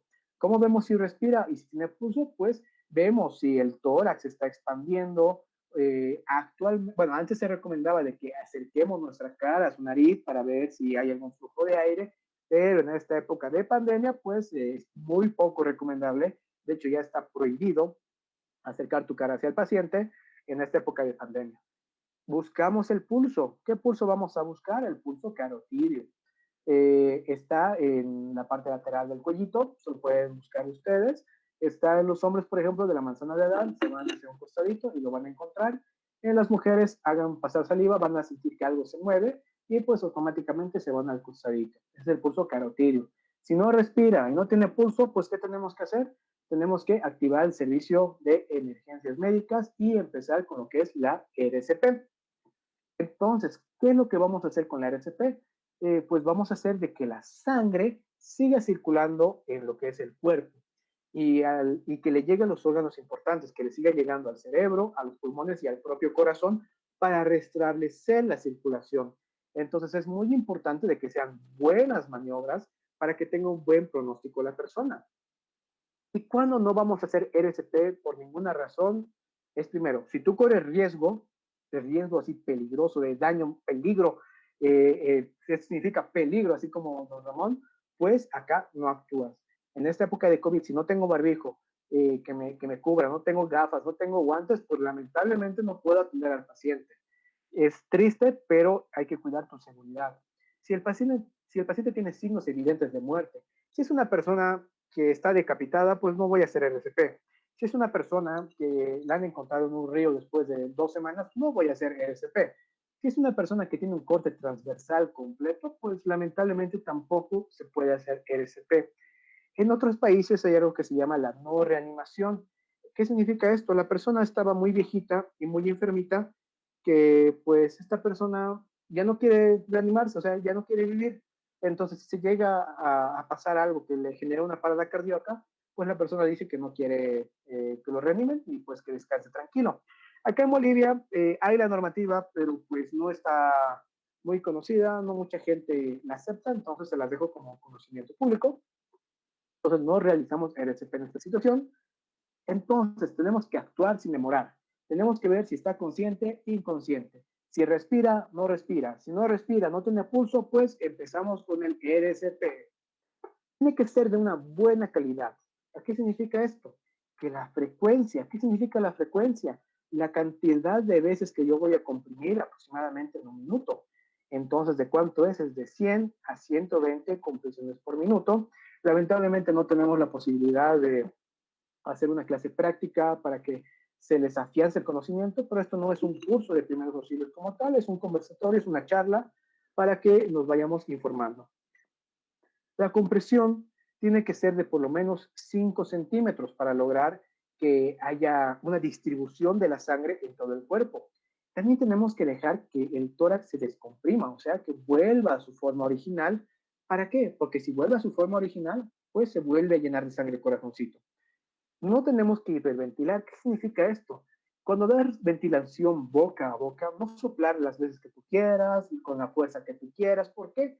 Porque si bien una parte del aire va a ir a los pulmones, otra parte del aire va a ir al estómago. Y si el estómago se ensancha, pues por reflejo se va a contraer y te va a llenar de vómito tu boca. Entonces, no es bonito que pase esto, así que no lo hiperventiles y no detenerse. Hay mucha gente que hace compresiones, se detiene, ve cualquier otra cosa o se cansa, se toma un respiro, vuelve a comprimir. Lo ideal es no detenerse más de 10 segundos. Y aquí vamos a ver el por qué posteriormente, por qué no tenemos que detenernos. Y ahora, ¿qué hacemos en época de COVID? Desde ya hace algunos años se habló de la técnica de solo las manos. ¿Qué significa esto? Cuando yo no podía dar ventilación boca a boca a una persona, ya sea porque no era mi tipo, estaba feo, estaba como chica que no me deja besar a otras personas, pues, ¿qué es lo que tienes que hacer? Hacer solo compresiones. En este caso te dicen si tienes sangre, vómito, cualquier sustancia que ponga en riesgo nuestra salud, en este caso el COVID. Entonces, si no puedes realizar las ventilaciones boca a boca, técnica de solo las manos. ¿Qué significa esto? Que solo vamos a hacer compresiones torácicas durante 2 minutos o 200 compresiones. ¿A qué ritmo? De 100 a 120 compresiones por minuto, que pues posteriormente vamos a ir viéndolo. Y aquí viene el por qué no debemos detenernos. Si nosotros empezamos a hacer compresiones, esto de acá, esto que estamos viendo, es la perfusión. ¿Qué significa esto? Que le está llegando sangre a los tejidos. Entonces, si le está llegando sangre a los tejidos, en este caso la función coronaria, al corazón, pues lo que me conviene es que esté así de estable. Pero si yo me detengo, todo ese trabajo que he hecho se va al tacho. Y tengo que reiniciar las compresiones para poder volver a tener este estado de perfusión. ¿Qué significa esto? Que si nosotros hacemos la maniobra de solo las manos, pues vamos a mantener este pico constante. Y hay mucha más probabilidad de que la persona se recupere de que si yo me detengo y vuelvo a empezar. Es por eso que posteriormente ya las nuevas guías van a lanzar de que solo las manos es más que suficiente. Ahora sí, vamos a cómo hacer las compresiones. ¿Cómo hacer las compresiones? ¿Cómo hacer las ventilaciones? ¿Cómo sí? ¿Cómo no? Pues primero tenemos que saber que hay en la cinemática de la RCP, que es el CAB o CBR en español. ¿Qué significa? Compresión, vía aérea y la respiración. En la compresión vamos a hacer 30 compresiones, en la vía aérea la vamos a permeabilizar y en la respiración le vamos a dar 2 respiraciones boca a boca. Siempre trabajar de rodillas al lado de la víctima, no como en el video introductorio, en el cual estaba sobre el paciente y le estaba aterreando. Y pues, ¿qué es lo que vamos a hacer? Primero empezamos las compresiones. Tenemos que dejar que se comprima, dejar que se descomprima. Al hacer esto hacemos que la sangre siga circulando por los tejidos. Entonces, ¿dónde colocamos las manos para masajear? Algunas personas te van a decir entre las líneas intermamulares. ¿Qué significa esto? Entre las 2 tetillas. Pero esto no es muy efectivo. ¿Por qué? Personas obesas las van a tener muy desviadas por el tejido mamario. Las viejitas de 85 años no van a tener su línea intermamular donde era antes. Entonces, lo que les recomiendo en personas atléticas, hombres que están súper marcaditos, sí pueden basarse en las líneas intermamulares. En niños pueden basarse en las líneas intermamulares, pero en un adulto lo más confiable, ¿qué sería? Pues ubicamos dónde empieza el esternón, dónde termina, y pues hacemos el punto medio. Y ahí vamos a poner las manos. El talón de la mano dominante, con la que escribimos, va a ir ahí. Otra opción, ubicamos dónde termina el esternón y ponemos 3 dedos. Entonces, al hacer los 3 dedos, igual ubicamos el centro del esternón. Ahora, ¿cómo colocamos la posición de las manos para masajear? Pues la mano hábil va abajo, si soy diestro pongo esa, si soy zurdo pongo la otra, y pues eso. Luego tenemos que poner la otra que le va a empanadear, va a ir encima, le va a ir empanadeando, y vamos a extender totalmente los brazos. No vamos a flexionar los codos, esto es muy importante. Va a estar totalmente extendido para generar una buena presión al hacer las compresiones.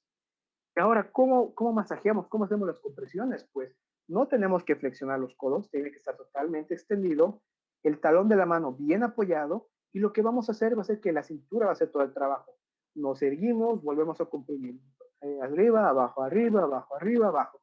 El tórax tiene que desplazarse 5 centímetros, pero como no tenemos una reglita que nos diga cuántos son 5 centímetros, pues en las prácticas se les enseña a checar cuál es el tope de la elasticidad del tórax, pero lamentablemente no podemos hacerlo.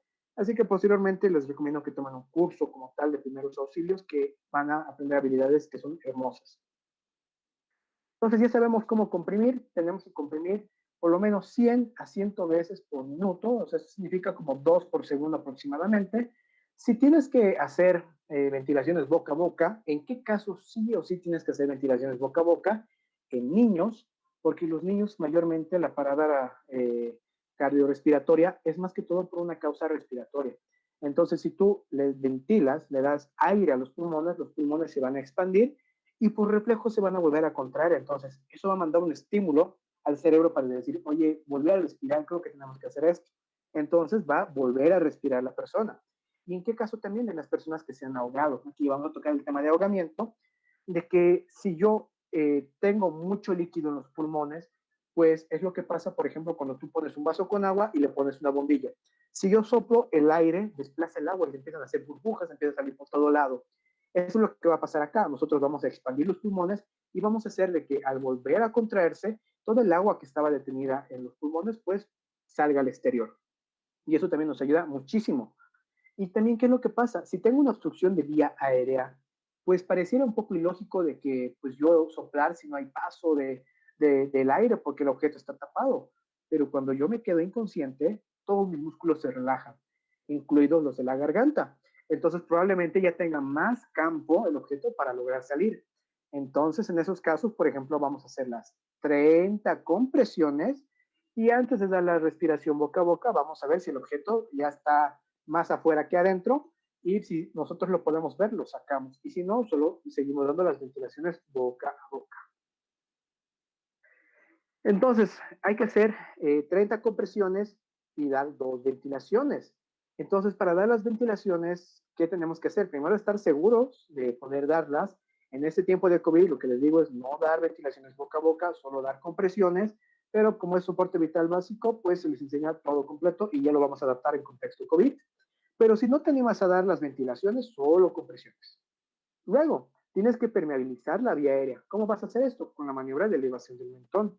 ¿Qué es lo que pasa? Cuando estoy inconsciente, mi lengua va a caer y me va a tapar mi vía aérea.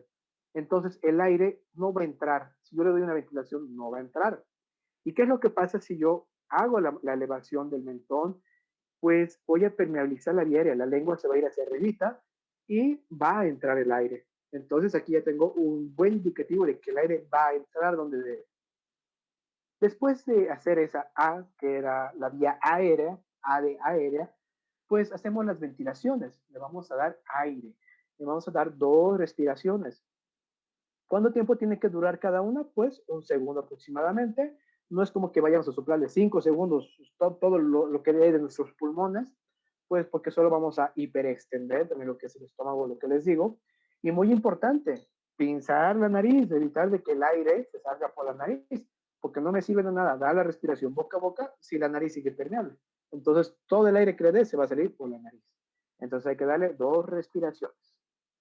Entonces, siempre 32, 32, hacemos 30 compresiones, 2 ventilaciones. Esto de acá, 30 compresiones y 2 ventilaciones, es un ciclo. Un ciclo significa que he comprimido 30 veces y he dado 2 ventilaciones. ¿Cuántos ciclos tengo que hacer? Pues 5. Después de que tú terminas el quinto ciclo, cambias de reanimador. No es como antes se decía de que después del quinto ciclo tomas el pulso, tomas si respira o lo tomas el pulso. No, es 30 compresiones, 2 ventilaciones para cambiar de reanimador. Lo mismo, si hago compresiones solo con las manos 2 minutos, es para cambiar de reanimador. ¿Por qué? Porque perdemos tiempo muy valioso al estar comprobando lo que son el pulso y la respiración posterior. Entonces, automáticamente vas a ver de que un paciente que logra revertir una parada cardíaca, pues el tórax va a empezar a expandirse por su propia cuenta cuando tú ya estás comprimiendo. Entonces, eso te va a ayudar de gran manera. Ahora en los niños y en los lactantes, pues hay que variarle un poquito. ¿Qué va a variar? Solo la técnica de las manos. Van a ver en muchos libros que dice que si es un reanimador, 30 compresiones y 2 ventilaciones. Si son 2 reanimadores, 15-2. Pues si no conocemos el 30-2, no vamos a conocer el 15-2. Entonces, siempre 30-2, que es 30 compresiones, 2 ventilaciones, para toditos. Entonces, en los lactantes, vamos a poner con 2 deditos, solo 2 deditos.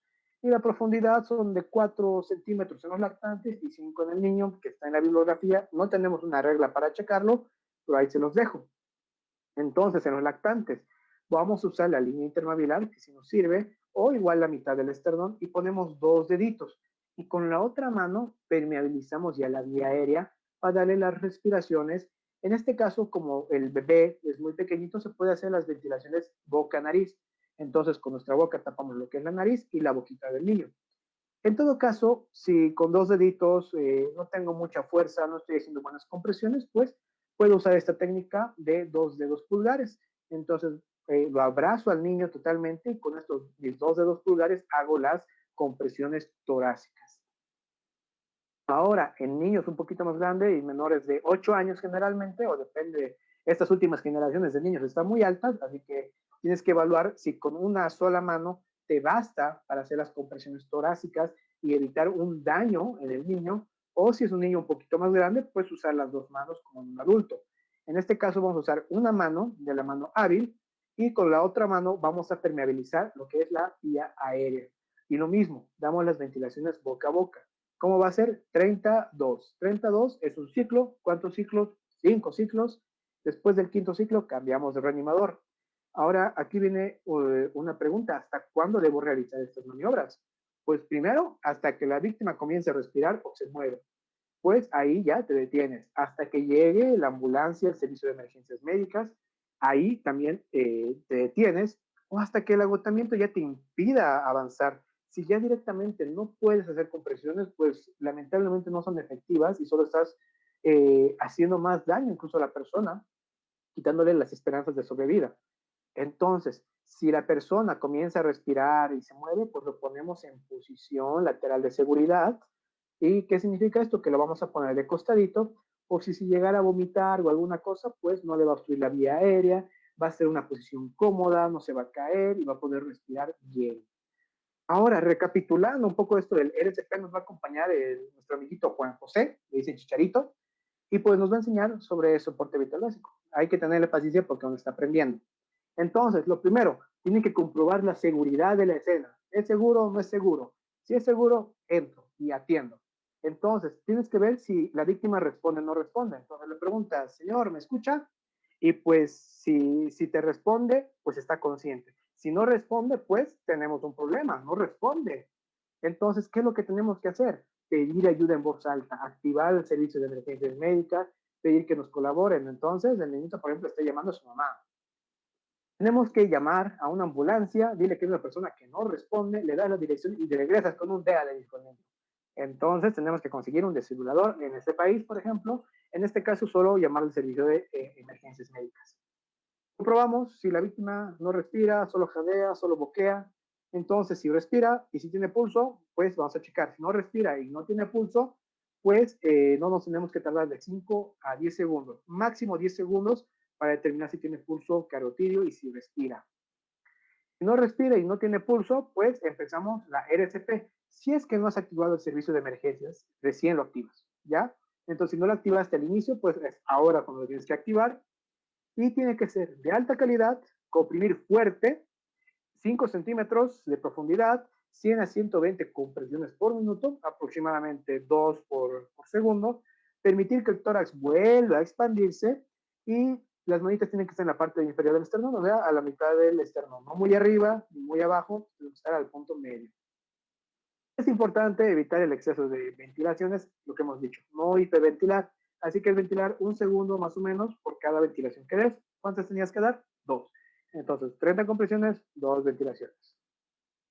Aseguramos que la vía aérea esté bien permeable, esté el mentón hacia arriba y la frente hacia abajo. ¿Para qué? Para que pueda pasar el aire y la lengua no nos obstruya.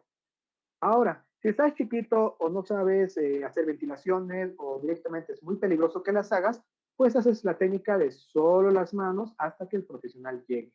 Entonces acá ya le apuramos al profesional de salud.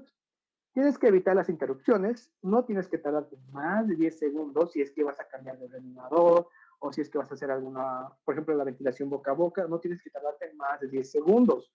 El tiempo es oro. Si es que llega un día, tenemos la maravillosa suerte de que tengamos, pues tiene los pasos universales. Primero, lo enciendes, luego los parches, que son unas pegatinas que vas a poner en el pecho del paciente, que ahí te dice dónde ponerlos, y te va a decir, no lo toques al paciente.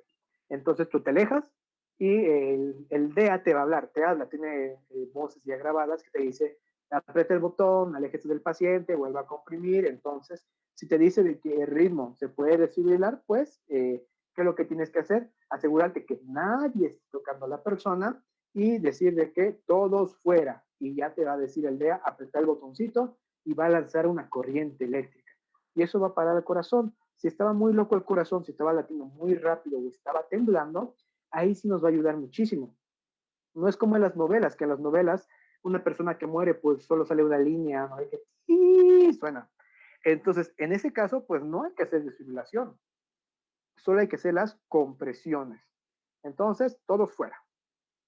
Se debe iniciar la RCP si el desfibrilador te dice que vuelvas a hacer, o si te dice de que no se recomienda una descarga, pues tienes que hacer la RCP de inmediato. Ahora, ¿qué es lo que pasa? Si yo me cansé, ya pasó los 2 minutos de reanimación o ya acabé mis 5 ciclos, hay que cambiar de reanimador. ¿Para qué? Para que la reanimación sea efectiva. Entonces, cambio de reanimador y no tienes que tardarte más de 10 segundos. Ahora, llegó la ambulancia y tienes que mantener un RCP de alta calidad hasta que lleguen los profesionales de salud, que probablemente tengan un DEA, tengan monitores de signos vitales, tengan oxígeno, tengan todo, y pues ya llega la ambulancia y ellos se hacen cargo de la persona. Ahora sí, ya le llegó su lechita, ya sé que lo quieren besar, le quieren dar apretones en los cachetes, pero se despide. Tienen que estudiar, chicos, practiquen, perfeccionen la técnica, tomen un curso certificado de primeros auxilios en cualquier institución que los brinde, que tenga peso, que tenga renombre, como sea la Cruz Roja. Enseñen lo que saben a otras personas. Todo el mundo está para ayudarse. Ya en algún momento nos va a servir este conocimiento para ayudar a una persona que queremos. En algún momento tenemos que dar clases, impartir lo que sabemos para llegar a más cantidad de gente.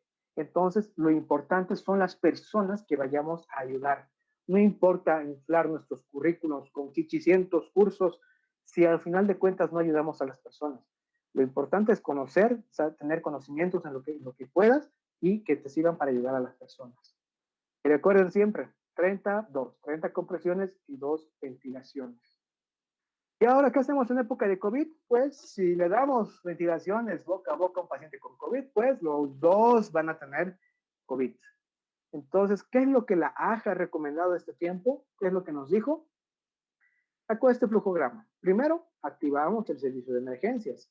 Luego, nos ponemos un barbijo nosotros y le ponemos un barbijo al paciente o le cubrimos con alguna tela, alguna bolsa de plástico, alguna cosa que evite la aerolización, o sea, que evite de que a nosotros comprimir suelte gotitas por todo lado que nos puedan llegar a infectar. Entonces, si podemos cubrir la boca del paciente y podemos cubrirnos nosotros, pues posteriormente hacemos el RCP solo con las manos durante 2 minutos o 200 compresiones aproximadamente.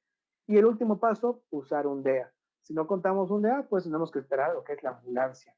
Este es el flujograma que se actualizó. Hay que evitar lo que es la respiración boca a boca, sí o sí en estos pacientes. En la calle todo el mundo puede tener COVID hasta que se demuestre lo contrario. Y primero estoy yo, luego yo y después yo.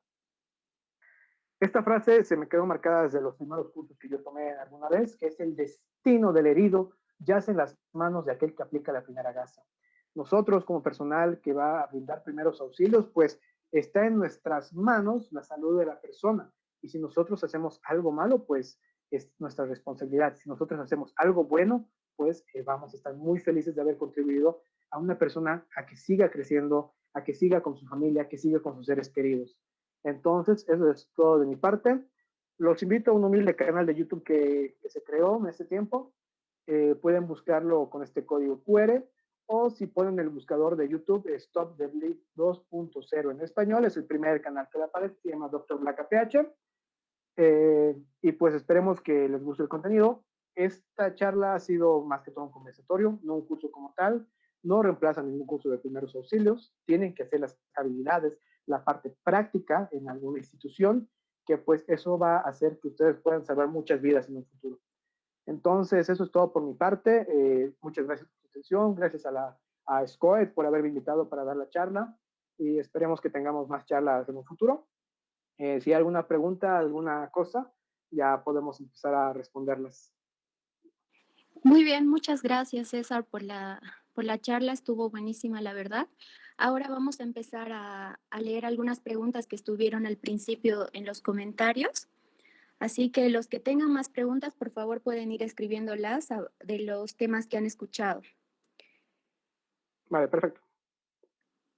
Bien, entonces vamos a empezar con la pregunta de Andrea Steinbach, que dice, en el paciente COVID tampoco podemos usar un ambú. Leí eso hace unos días, pero no entiendo la razón. ¿Es por el riesgo de contagio o la hipercapnia? No es tanto por la hipercapnia. ¿Qué es lo que pasa? El ambú, la bolsa, válvula, mascarilla, pues se maneja más intrahospitalario. No creo que tengas un ambú en tu casa, la verdad. Pero si tuvieras, no te recomiendo que lo uses. ¿Por qué?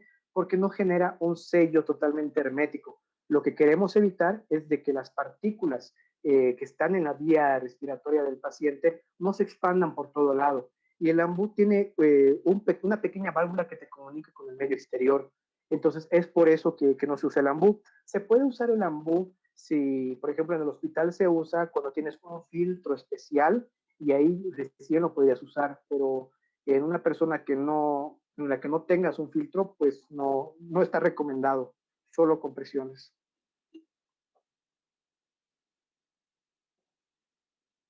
Eso sería. Pasando a la siguiente pregunta, de Geraldine Mer.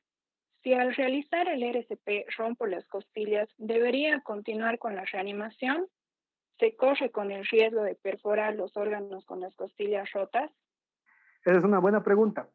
Antes había personas que decían, un buen RCP rompe costillas. Pues la verdad no, un buen RCP no debería romper costillas, a no ser que la persona, por ejemplo, tenga problemas en los huesos, o sea, las personas mayores tienen algo que se llama osteoporosis. Entonces, estas personas tienen los huesos más frágiles y podría llegar a romperse. Pero, ¿qué es lo que pasa en este caso? Si se llega a romper, pues tienes que seguir con la reanimación. Una costilla puede soldar, puede recuperarse, un neumotórax se puede tratar. Al perforar generalmente la costilla, el pulmón, lo que es la pleura, vas a generar un neumotórax. Pero si tú sigues con tu reanimación y tomas más capacidades, tienes más habilidades para tratar ese neumotórax, pues hazlo. Pero si no tienes las habilidades, pues está un poco difícil la situación, tienes que hacer lo que está en tus manos. Probablemente se lastime el paciente, pero ¿qué es peor? ¿Una costilla fracturada y un neumotórax o que directamente llega a fallecer el paciente? Entonces, ahí sí es un poquito complicada la situación, pero un buen RCP no debería romper costillas. Bien, tenemos otra pregunta de Braham Elías que dice, el intervalo de las insuflaciones o respiraciones, ¿cuál es el intervalo para dar el segundo respiro después del primero? Porque a lo que yo aprendí es esperar de 2 a 3 segundos para dar la siguiente insuflación. Pues el periodo depende del paciente. Por ejemplo, tú has dado la primera ventilación, se expandió el tórax y ya una vez que el tórax vuelva a descomprimirse, pues tú das la segunda ventilación. Esto de un segundo significa de cuánto tiempo tiene que durar tu ventilación tuya. ¿Cuánto tiempo vas a tomarte dándole tu aire? Eso me refiero, es un segundo. En algunos pacientes, por ejemplo, puede demorar de 2 a 3 segundos el volver a descomprimirse el tórax, o en algunos directamente, si no has metido mucho aire o alguna situación, va a ser en menor tiempo. Entonces, lo que tienes que esperar es cuánto tiempo tarda en descomprimirse el tórax de nuevo, porque no tiene sentido de que si el tórax sigue insuflado, pues tú le metas más aire, vas a dañar más. La siguiente pregunta, es de Geraldine Mer. Dice, buenas noches, doctor. En las quemaduras de tercer grado, ¿se vuelve a recuperar la sensibilidad de la zona afectada? Pues lamentablemente en muchas de esas no, porque esas quemaduras son tan profundas que dañan tanto el tejido que esas personas necesitan injertos de piel y es muy difícil que tengan sensibilidad, es muy difícil que lleguen a sentirla. Incluso si afectó algún músculo, alguna situación así, pueden perder un poco incluso la función de esa extremidad. Entonces, por eso que es muy importante esas quemaduras, tratarlas a detalle en el hospital. No se puede hacer mucho domiciliariamente.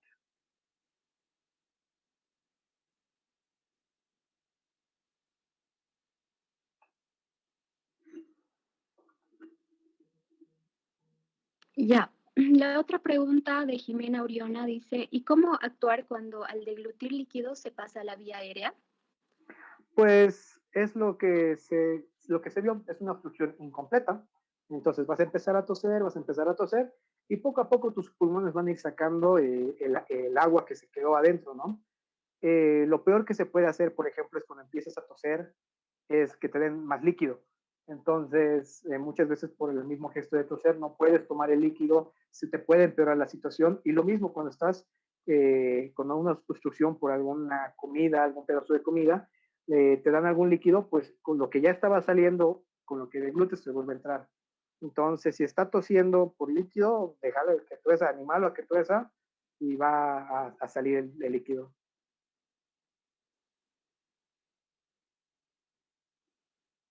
La siguiente pregunta es de Noelia Canaza Dorado. Si el, perdón. Buenas noches, doctor. Ante la picadura de un alacrán venenoso, ¿cuál sería el manejo inicial en emergencia? Pues en emergencias en el hospital, esto ya es otro mundo. En emergencias domiciliarias, pues lo que tienes que hacer es aplicar hielo. Si puedes conseguir qué espécimen ha sido, o sea, si ha sido uno venenoso, uno no venenoso, pero si empiezas a tener reacciones, por ejemplo, alérgicas y eres personal de salud, puedes usar algún corticoide tópico o puedes usar algún antihistamínico para reducir la reacción alérgica, pero dentro del hospital lo que se va a ser aplicar corticoides, aplicar antialérgicos, frío y conseguir el antídoto si es que hay.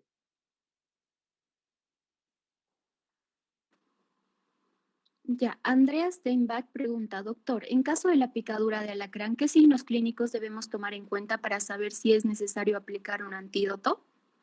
Pues el primero es de que la persona esté muy agitada, el dolor en la zona, que se hinche de una manera increíble y pues estar pendientes de que si tiene alguna una reacción, por ejemplo, que esté muy alta su frecuencia cardíaca, muy alta su frecuencia respiratoria y más que todo que incluso pueda estar un poco somnoliento. Entonces, lo que tienes que hacer es, si ves alguno de estos datos, lo más relevante es trasladarlo. En el domicilio, ni bien encuentres que lo han picado, ya sea uno venenoso o no venenoso, es mejor no arriesgarte y trasladarlo a la persona, porque a veces por la desesperación no puedes ver si ha sido un alacrán, que si era de color claro, que es venenoso, si era más oscuro, que era no venenoso, entonces lo ideal sería que por lo menos lo monitoreen en el hospital, pero si ya ves alguno de estos signos, uno de estos signos que te generen que el paciente ya está un poquito mal, pues ahí ya lo tienes que transportar. Si es que no viene el servicio de emergencias, pues tú lo transportas.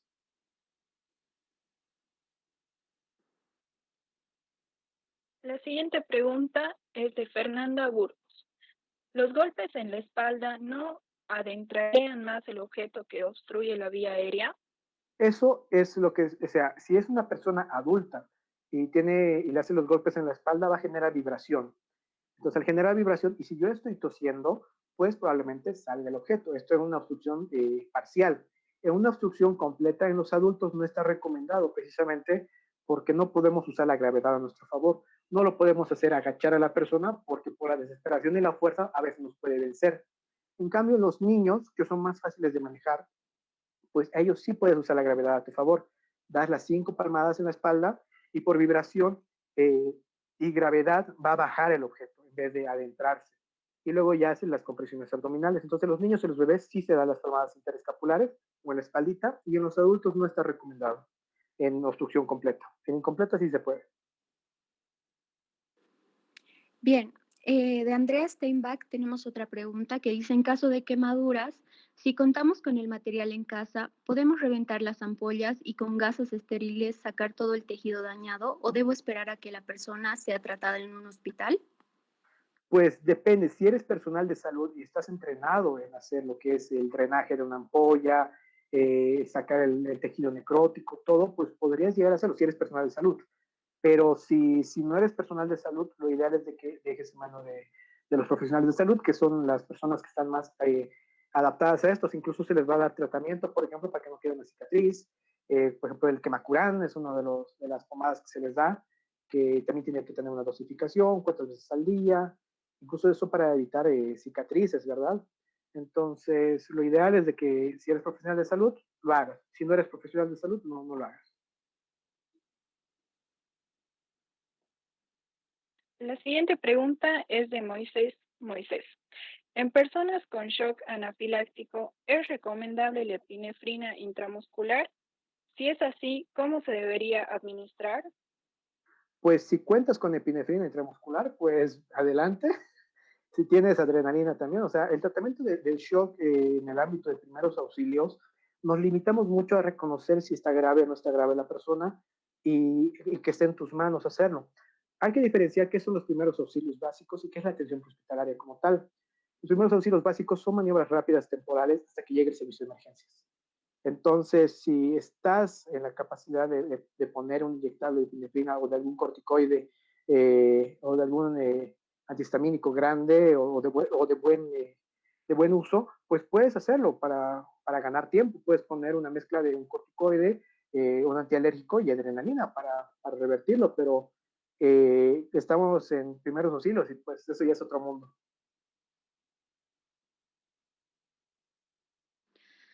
Bien, ya terminando con las preguntas, tenemos a Isabela Campos Zambrana que pregunta, buenas noches, doctor. ¿Cuánto tiempo debe ser llevado al hospital por una picadura de araña, concretamente de viuda negra?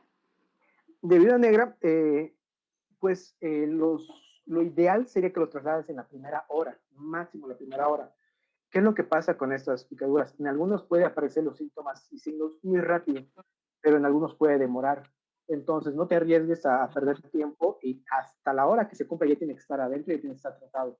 Hay algo que se llama la hora de oro en general, pero pues está muy ambigua. El máximo que tienes que tardarte es una hora, máximo, máximo. Si estamos, digamos, en la ciudad, pues podemos hacerlo en menos tiempo. Yo creo que en 20 minutos llegas al hospital de cualquier lugar, pero el límite es una hora.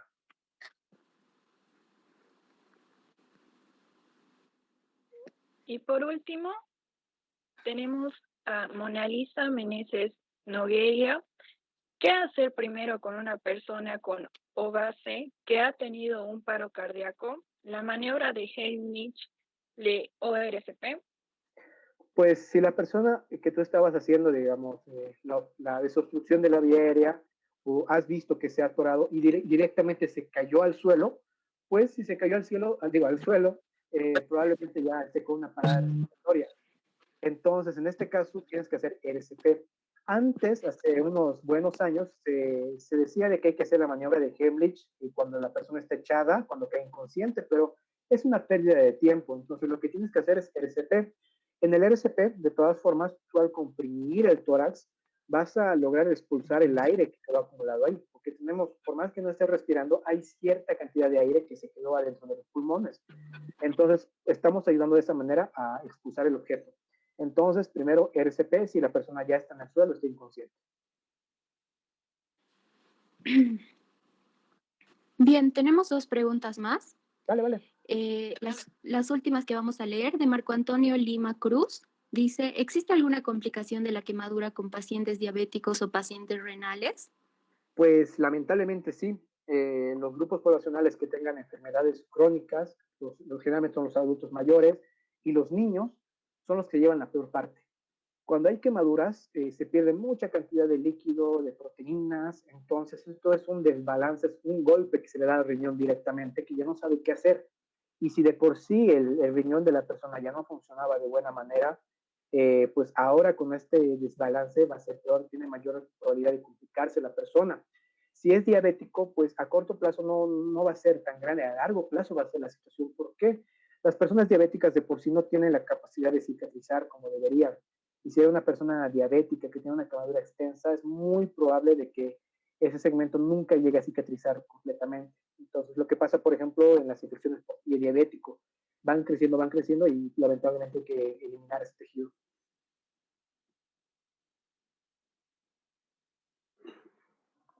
La siguiente pregunta es de Geraldine Mer. En la OVAC de un adulto mayor, luego de realizar la maniobra, ¿cuál es la siguiente acción que debo tomar? ¿Debería medir su saturación? ¿Poner oxígeno? ¿Me puede repetir la pregunta, por favor? No la entendí bien. Claro. En la OVAC de un adulto mayor, luego de realizar la maniobra, ¿cuál es la siguiente acción que debo tomar? ¿Debería No. medir su saturación? ¿Poner oxígeno? Pues si cuentas con un botellón de oxígeno y un oxímetro de pulso, pues sí te ayudaría de gran medida. Una persona que va a liberar su vía aérea después de la maniobra de Hemlich, ya tiene la vía aérea permeable, ya puede respirar, va a respirar muy agitado, entonces eso lo puede hacer marear, le puede hacer doler la cabeza. Entonces, ¿qué es lo que tienes que hacer? Le puedes poner oxígeno para que la frecuencia respiratoria baje. Entonces, si tú le das oxígeno a unos pulmones que buscan oxígeno, pues va a ir relajándose, va a ir calmándose y la saturación de oxígeno te va a ayudar a ver cómo está el oxígeno en sangre. Entonces, si cuentas con esos implementos, hazlo. Bien, con eso terminamos con las preguntas. Nuevamente agradecemos a César por la exposición que nos ha dado y para despedirnos los invitamos a todos a la charla de mañana que es sobre soporte vital básico y nuevamente agradecerles su asistencia. Muchas gracias. Muchas gracias a ustedes.